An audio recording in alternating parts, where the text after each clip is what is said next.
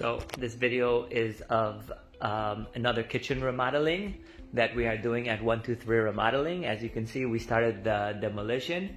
We are removing this post today and reinforcing the beam with basically doubling it up. The rest of the kitchen will be removed. There'll be a new island.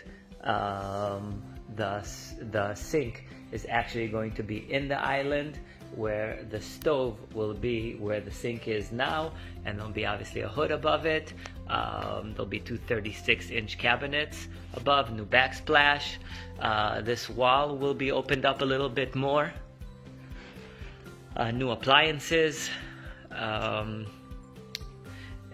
this will be the dining room area. This wall will be opened up as well. And that's it. We're going to redo the hardwood flooring, so there's some